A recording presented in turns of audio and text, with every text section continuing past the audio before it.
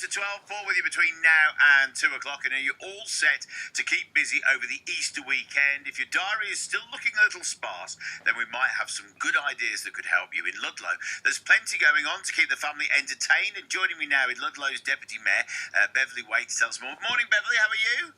I'm fine, thank you, Paul. How are you? Yes, I'm good, thank you. We've got a bit of extra time off work, albeit a bit damp at the moment, but the sun is coming out, so we're set for activities. What sort of things have you got going on in the town? Well, at the moment, Ludlow Museum has got an Easter event which has been running since the 22nd of March, and it's going on until April the 7th, where visitors can explore our museum exhibits and take part in an Easter egg hunt, which is exciting for both adults and children. This sounds exciting, but not quite as exciting as the fact that there'll be a competition on Sunday for Best Dressed Bunny by Stall Owner at the Easter Market, which I hear you may be judging. I am judging that, but the problem was when I went round all the stalls suggesting to the stall holders that they should dress up as bunny rabbits, some of the gentlemen looked at me as if I was completely insane and denied having bunny rabbit suits. Right, so, I mean, will you be donning your best bunny ears and tail? I've got to be honest with you, Paul, I'm a bit old for that. When I was younger, maybe, but not now. I love this idea. And of course, Easter is a great opportunity as well, isn't it? To remember the traditions that are associated with Easter, but also chance for communities to support local events like the Easter market. And Ludlow has always been so dominant. That market's been part of the community and everything. But it's an opportunity for visitors and tourists to have a look at what Ludlow has to offer as well. Absolutely. The market's 900 years old, and it is the centre of the town. We're trying to encourage more people to visit us, obviously, because times are hard for everybody. And the more people that come, the more they visit our shops, the more they visit our independent shops, the better it is for everybody. And, times are difficult, and just people wandering around and being happy. When the sun shines, there's nothing nicer than being in the centre of Ludlow and watching people enjoy themselves. Absolutely, and the beauty of it as well is there's such a rich array on offer of food and drink and refreshments to make that journey around town that little bit more pleasurable. Absolutely. I mean, the cafes are wonderful, places to sit and just look, people watch. That's my favourite thing. I go and sit in the centre and watch people. And it's nice to see people laughing and enjoying themselves, and it's good for the market stall holders. They spend so much time, especially the ones that make the things that they sell.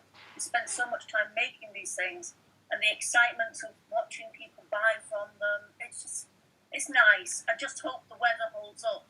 And we've just had the most horrendous downpour, and now the sun is shining as if there's never been any rain at all. Yes, I think it's going to be few and far between. So if you have a stall selling sun cream and brollies, you're going to be coining it in. Absolutely, absolutely.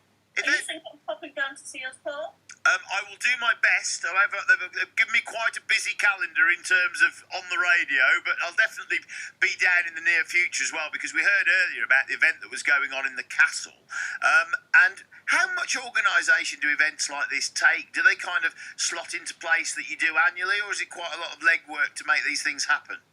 There is quite a lot of work that we do in the background. The castle, obviously, because it's a business. Yeah. It works independently of the town in many ways, but we do work with them to make sure that organisation is done well and the town can cope with everything that's going on. And there is a lot happening. There's a lot happening around the town.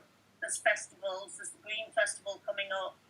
There's a lot going on in the museum throughout the year. We've got 50 years since the Wynne family took over the fair. That's being celebrated this year. So, there is still an awful lot happening in the town, and there's a lot to come and visit Ludlow for. Absolutely, and I suppose when you do have those big events and people flock to the town to see their favourite artists, it's also great that they stay locally and visit the shops and buy some handmade trinkets from the market and support the economy as a whole. Yeah, absolutely, absolutely. We have to be mindful of the people who live in Ludlow. Yeah. And it can be difficult when you've got so many thousands of people visiting, and that's something that the council is always mindful of. But we also have to be mindful of the businesses because, as I said earlier, everybody is struggling, and we have to make sure that we look after everybody everybody in the town centre and in the surrounding areas. And if people are listening to this and thinking, oh, I haven't been to Ludlow for ages, or even, dare I say it, haven't been, where can people find out more about these sort of activities that you've got going on in and around the town and things that people can participate with? Well, they can visit the Ludlow Museum has a website, ludlowmuseum.co.uk, which shows what's happening there. They can visit the what's it called, the Ludlow Guide. That's got a website for the Chamber of Trade that shows things that are happening in the town.